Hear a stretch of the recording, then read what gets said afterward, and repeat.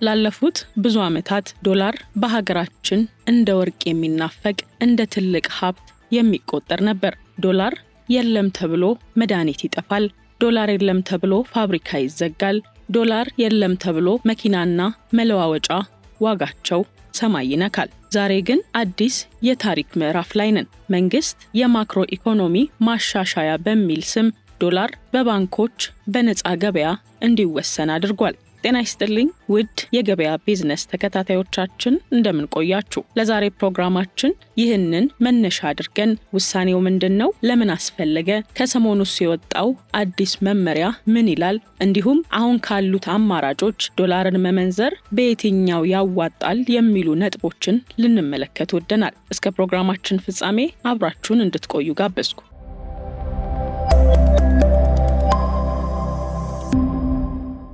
ወደ ዛሬው ለውጥ ከመምጣታችን በፊት ትላንት የነበረውን ስቃይ ማስታወሱ ለውጡን ለመረዳት ይረዳናል። በትላንቱ አሰራር ዶላር እንዴት ነበር? የባንክ ሰልፍና ዌቲንግ ሊስት የሚታወስ አንዱ ጉዳይ ሲሆን አንድ ነጋዴ $10,000 ለማግኘት ባንክ ሄዶ ስሙን አስመዝግቦ ያ ስም ደግሞ 2 ዓመት 3 ዓመት ሊቀመጥ ይችላል። በዚህ መሃል ታዲያ ነጋዴው ስራው ይቆማል፣ ሰራተኛ ይበተናል፣ ሀገርም ምርቶችን ታጣለች። ሌላው የጥቁር ገበያ መንገስ የዚህ ወቅት ትልቁ ማነቆ እንደነበር ይታወሳል። ባንክ ዶላር ስለከለከለ ሁሉም ሰው ወደ ጥቁር ገበያ ፊቱን ያዞረበት ጊዜም ነበር። በጥቁር ገበያ ደግሞ ዋጋው በየቀኑ ይጨምራል። ባንክ 57 ብር ሲል ጥቁር ገበያው ደግሞ 120 ብር ይገባል። ይህ ልዩነት ንግዱን አዛባው። ሌላው ለሙስና በር የከፈተ ነበር። ዶላር ጥቂት ስለሆነች ለማን ይሰጥ በሚለው ላይ ትልቅ ሙስና ነበር። ትውውቅ ያለው ያገኛል፣ የሌለው ደግሞ ሜዳ ላይ ይወድቃል። ያ ጊዜ ላኪዎች ወይም ኤክስፖርተሮች ተስፋ የቆረጡበት ጊዜ እንደነበር ይታወሳል። አንድ የቡና ላኪ ደክሞ ለፍቶ ዶላር ሲያመጣ መንግስት 70%ና ከዚያ በላዩን በግዳጅ ይቀበለዋል። ነጋዴው ደግሞ ለፍቼ ካላተረፍኩ ለምን እሰራለሁ ብሎ ስራውን ያቆማል። ባጭሩ ትላንትን ዞር ብለን ስናስብ ዶላር የተደበቀችና በጥቂት ሰዎች እጅ ላይ ያለች ንብረት ነበረች። የዶላርን ሁኔታ ሙሉ በሙሉ የቀየረውና የማክሮ ኢኮኖሚ ማሻሻያ ተብሎ የሚጠራው እርምጃ መንግስት የኢኮኖሚውን መዋቅር ለመጠገን የወሰዳቸው ስብስቦችን ይዟል። በዋናነት ግን የምንዛሬውን ሁኔታ የቀየሩት ነጥቦች የመጀመሪያው የምንዛሬ ተመን በገበያ እንዲወሰን ማድረግ ሲሆን ከዚህ ቀደም በነበረው አሰራር መንግስት $1 57 ብር ነው ብሎ በግድ ይተምን ነበር። ገበያው ግን ያንን ዋጋ አይቀበለውም ነበር። በማክሮ ኢኮኖሚ ማሻሻያ መንግስት ከዚህ ላይ እጁን አነሳ። ይህንን ውሳኔ ሲወስንም ውጤቱ በባንክና በጥቁር ገበያ መካከል የነበረውን ሰፊ የዋጋ ልዩነት ማጥፋት የቻለም ነበር። ዶላር ደብቀው የነበሩ ሰዎችም ወደ ባንክ እንዲያመጡ መንገድ የከፈተም ነበር።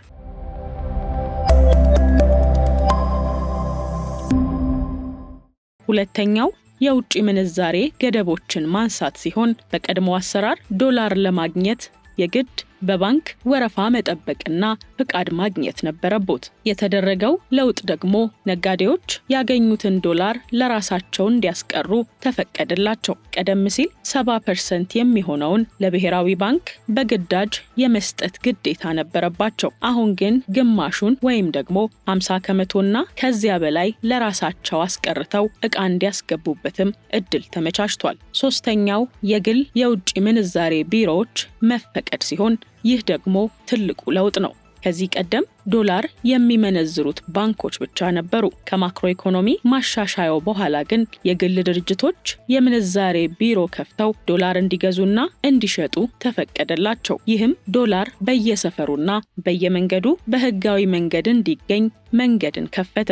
አራተኛው የወጪና የገቢ ንግድ መላላት ሲሆን ከዚህ ቀደም አንዳንድ ንግዶች ለኢትዮጵያውያን ብቻ የተከለከሉ ነበር። ከለውጡ በኋላ ግን የውጭ ሀገር ዜጎች በችርቻሮና በጅምላ ንግድ እንዲሳተፉ እንዲሁም ወደ ውጪ ምርት በሚልኩ ስራዎች ላይ እንዲሰማሩ በር ከፈተላቸው። ይህ ደግሞ ብዙ ዶላር ወደ ሀገር ውስጥ እንዲገባ ረድቷል ማለት ይቻላል። ማሻሻያው ከመጣ በኋላ ከተቀየሩ ጉዳዮች መካከል አምስተኛና የመጨረሻው የብድርና የእርዳታ ፍሰት መጨመር ነው። ይህ ማሻሻያ በመደረጉ ምክንያት ዓለም አቀፍ የገንዘብ ተቋማት እንደ IMF እና ወርልድ ባንክ የመሳሰሉት በሀገሪቱ ላይ እምነት ማሳደር ጀመሩ። በዚህም ምክንያት በቢሊዮን የሚቆጠር ዶላር በብድርና በእርዳታ ወደ ኢትዮጵያ መፍሰስ ጀመረ።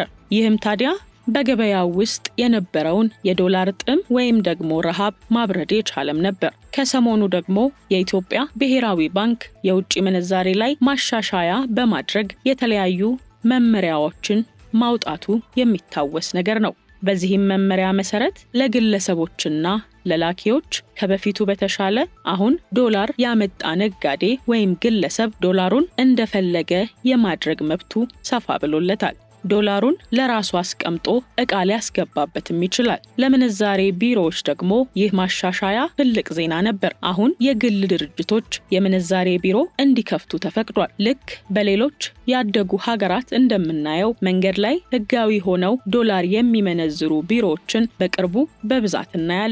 ይህ ደግሞ ጥቁር ገበያውን ሙሉ በሙሉ ያስቀረዋል የሚል እምነትም ተጥሎበታል።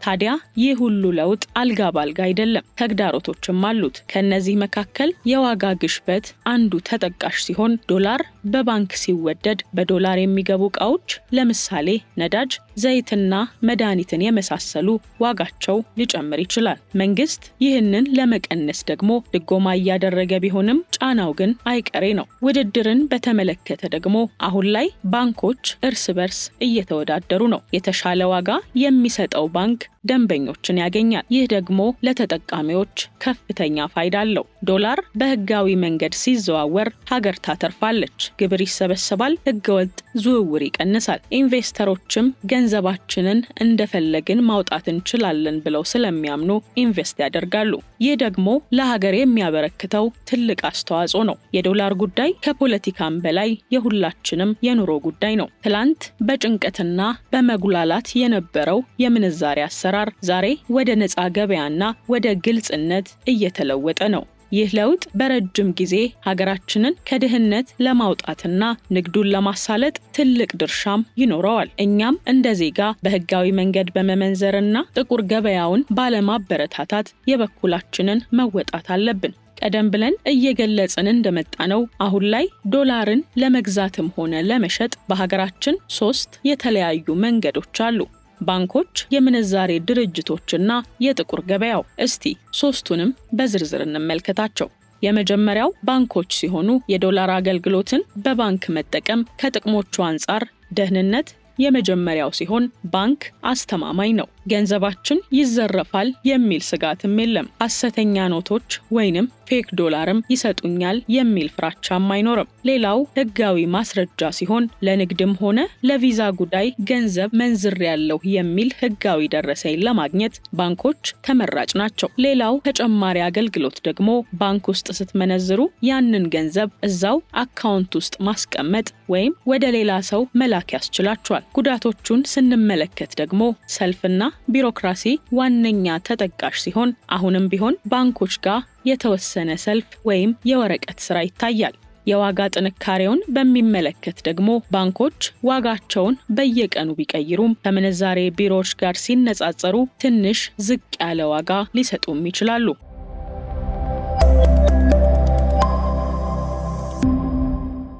ሁለተኛው ደግሞ ከማክሮ ኢኮኖሚ ማሻሻያው በኋላ ብቅ ያሉት የምንዛሬ ቢሮዎች ናቸው። እነዚህ የምንዛሬ ቢሮዎች በግል ባለሀብቶች የሚከፈቱ ህጋዊ ቦታዎች ናቸው። ዶላርን በእነሱ በኩል መገልገል ካለው ጥቅም የመጀመሪያው ፍጥነት ሲሆን እነዚህ ቢሮዎች ስራቸው ዶላር መመንዘር ብቻ ስለሆነ እንደ ባንክ ሌላ ስራ የለባቸውም። ገብቶ ወዲያውኑ መውጣት ይቻላል። በዚህም ፈጣንና ቀልጣፋ አገልግሎት አላቸው። ተወዳዳሪ ዋጋም ሌላኛው ተጠቃሽ ሲሆን እነዚህ ቢሮዎች ደንበኛ ለመሳብ ከባንክ የተሻለ ዋጋ ሊሰጡ ይችላሉ።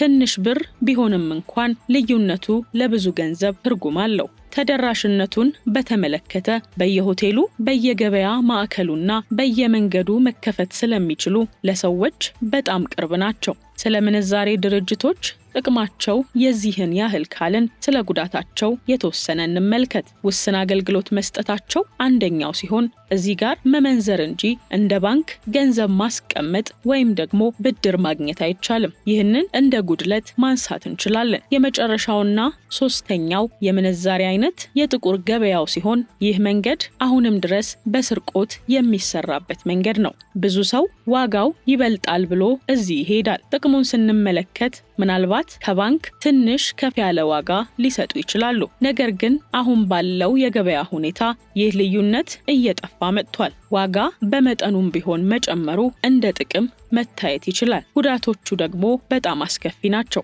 ከነዚህም መካከል የሕግ ስር ተጠቃሽ ሲሆን አዲሱ መመሪያ በጥቁር ገበያ በሚሰሩ ላይ በጣም ጠንካራ እርምጃን ያዘለ ነው። ስትመነዝሩ ብትያዙ ገንዘባችሁ ይወረሳል፣ እናንተም ለእስር ትዳረጋላችሁ። ሌላው ሐሰተኛ ገንዘብ ነው። በጥቁር ገበያ ፌክ ወይም ሐሰተኛ ዶላር የመቀበል እድላችሁ 90% እንደሆነ ብዙ ጊዜ ይነሳል። ከማን እንደገዛችሁ ስለማታውቁ የምትጠይቁት ሰውም አይኖርም። ደህንነትን በተመለከተ ደግሞ ገንዘብ ይዛችሁ ስትሄዱ ለዘረፋና ለጥቃት የመጋለጥ እድላችሁ ከፍተኛ ነው ማለት ነው። የተከበራችሁ የገበያ ቢዝነስ ተከታታዮቻችን የእናንተስ ምርጫ የቱ ነው? ሐሳባችሁን አጋሩን። ለዛሬ በዶላር የምንዛሬ መንገዶችና አዳዲስ ጉዳዮች ላይ ያደረግነው ዳሰሳ ይህንን ይመስላል። በቀጣይ ይህንን ጉዳይ የሚያጠናክር ባለሙያ ይዘን በመቅረብ ሰፊ ትንታኔ ይዘንላችሁ እንመጣለን። እስከዛው ግን ቻናላችንን ሰብስክራይብ በማድረግ ይህ መረጃ ለሌሎች እንዲደርስ